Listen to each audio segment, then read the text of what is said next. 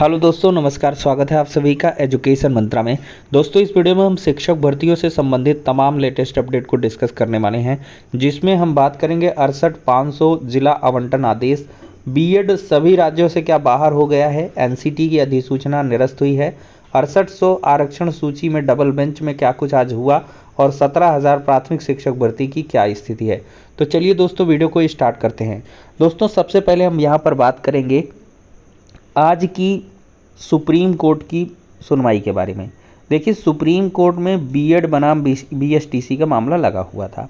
अब इसमें क्या हुआ है कि बीएसटीसी की एक मांग थी कि राजस्थान हाईकोर्ट का जो ऑर्डर है उसको प्रभावी रखा जाए और लेवल 1 से बीएड को बाहर रखा जाए। और ऐसे में राजस्थान की गवर्नमेंट भी यहाँ के पक्ष में है। राजस्थान की गवर्नमेंट चाहती है कि रीट के अंदर हम लेवल 1 में बीएसटीसी छात्रों के साथ न्याय करेंगे और हम बीएड वाले छात्रों को नहीं लेंगे। लेवल 2 में बीएड वाले रहेंगे, बीएसटीसी उसमें नहीं जाएंगे। ऐसा राज्य सरकार का कहना था और राज्य सरकार के तरफ से एडवोकेट्स ने आज बहस भी करी थी और फाइनली सुप्रीम कोर्ट ने राजस्थान हाई कोर्ट के आदेश को छेड़ा नहीं है, कोई उसके विपरीत आदेश नहीं दिया है। इसका मतलब अपरोक्ष रूप से हरी झंडी सुप्रीम कोर्ट ने दिखाई है। अब इसी को लेकर विभिन्न समाचार पत्र या न्यूज़ चैनल्स में ये चीज़ें निकल के आ रही हैं कि बीएड जो है वो बाहर हो गया है प्राथमिक शिक्षक भर्ती से। दिखाते हैं, देख सकते हैं दोस्तों, फर्स्ट इंडिया न्यूज़ चैनल के माध्यम से राज्य सरकार को सुप्रीम कोर्ट से बड़ी राहत। 15,500 शिक्षकों की नियुक्ति का रास्ता हुआ साफ। लेवल 1 में बीएसटीसी अभ्यर्थियों को ही मिलेगा मौका, हक। और बीएड धारियों को सुप्रीम कोर्ट ने राहत देने से इनकार किया है। तो ये एक बड़ा आदेश है और इस आदेश के बाद से सोशल मीडिया प्लेटफॉर्म पर हंगामा हो गया है कि बीएड सभी राज्यों से बाहर किए जा चुके हैं, लेकिन ऐसा रियलिटी में नहीं है। अगर इन रियल देखा जाए तो इनडायरेक्टली तो इस आदेश के मायने यही हैं कि भाई बीएड को बाहर किया सुप्रीम कोर्ट ने। चूँकि जो पिटीशन थी मेनली ये सुप्रीम कोर्ट में एसएलपी देवेश शर्मा की जो है, इसको रखा है बीएड छात्रों ने। ये देख सकते हैं, Devesh Sharma versus union of India 30718। यहाँ पर आज देखिए सुनवाई भी हुई थी 15 मार्च को। प्रेजेंट लास्ट लिस्टेड डेट 15 मार्च। विनीत सरन और अनिरुद्ध बोस जी की बेंच में। और यहाँ पर देखिए जो नेक्स्ट डेट है वो 4 अप्रैल की लगाई गई है। ठीक है, सॉरी 4 अप्रैल नहीं, यहाँ पर मई की लगा दी गई है। मतलब अब से 1.5 माह बाद इस केस को 6 हफ्ते बाद सुना जाएगा। इतनी लंबी डेट दी गई है।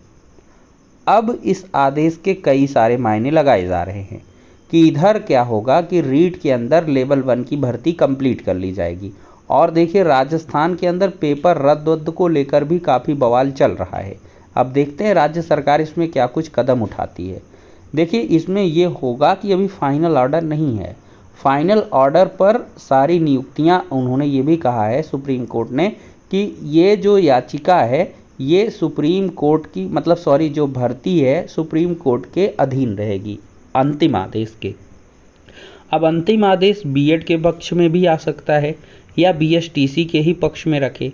तो बीएसटीसी के पक्ष में रखेगा तो लेवल 1 से बाहर हो जाएगा। अगर बीएड के में आ जाएगा तो फिर थोड़ा सा राज्य सरकार को दिक्कतें होंगी, वहाँ पर बीएड को भी शामिल करना होगा। फाइनल ऑर्डर नहीं है, लेकिन जो एंट्रीम ऑर्डर होते हैं उनसे कई सारे बिंदु स्वतः क्लियर हो जाते हैं। लेकिन एक बात आप स्पष्ट मानकर चलिए कि सुप्रीम कोर्ट का जो ये आदेश होगा ये एक नज़ीर होगा, क्योंकि जो राजस्थान हाई कोर्ट ने आदेश दिया था उसने साफ तौर पर एनसीटी की जो अधिसूचना है उसको निरस्त कर दिया था। अब इसमें सुप्रीम कोर्ट को कुछ न बोलना पड़ेगा। अगर वो राजस्थान हाई कोर्ट के आदेश को पूरी तरीके से बहाल कर देती है तो ऐसे में एक भ्रामक स्थिति फिर बनी रहेगी। क्या सभी राज्यों से बीएड के कैंडिडेट बाहर हो गए? तो ऐसे में विनीत सरन जी और अनिरुद्ध बोस जी को इस मामले में क्लियर करनी होगी स्थिति। और देखा जाए तो राजस्थान के अंदर जो राज्य सरकार है वो बीएड को नहीं चाहती है। यही सबसे बड़ा कारण है कि नियोक्ता जब नहीं चाह रहा है तो थोड़ा सा एनसीटी की गाइडलाइंस भी थोड़ी सी फीकी पड़ती हैं। हालांकि जो एनसीटी की गाइडलाइंस हैं वो राज्य सरकार पर बाध्यकारी हैं। अभी आज के सुबह के वीडियो मैंने डिस्कस किया है कि दिल्ली का एक राजपत्र, दिल्ली का गजट जारी हुआ है जिसमें प्राथमिक शिक्षक भर्तियों में बीएड कैंडिडेट को साफ तौर पर सम्मिलित कर लिया गया है। तो ये विभिन्न प्रकार की स्थितियां हैं, हर एक राज्य में अलग अलग प्रकार से ये वैरी करेंगी। अगर उत्तर प्रदेश में आप देखेंगे तो उत्तर प्रदेश में योगी सरकार ने बाकायदा सारे संशोधन, सारे नियम कायदे कानून लगाकर बीएड को शामिल किया है। हालांकि इस राज्य में ऐसी कोई स्थिति नहीं आएगी क्योंकि 5 साल के लिए योगी सरकार फिर आ गई है। और कहीं ना कहीं देखा जाए तो सपा के एक मतलब हार की वजह यह भी है कि बीएड छात्रों में भ्रम की स्थिति थी कि अगर मे भी सपा की सरकार आ जाए तो एकेडमिक बेस करें और बीएड वालों को हो सकता है बीएड टेट 2011 का समायोजन कर दें, लेकिन बाद में अभ्यर्थियों को मौका ना दें। इस वजह से इन्होंने योगी सरकार का सपोर्ट किया है, क्योंकि योगी सरकार ही बीएड छात्रों को लेकर आई हुई है 68,500 शिक्षक भर्ती के बाद 69,000 शिक्षक भर्ती में। तो उत्तर प्रदेश में तो तय मानिए कि सुप्रीम कोर्ट तक सरकार लड़ेगी और ये बचा भी ले जाएगी।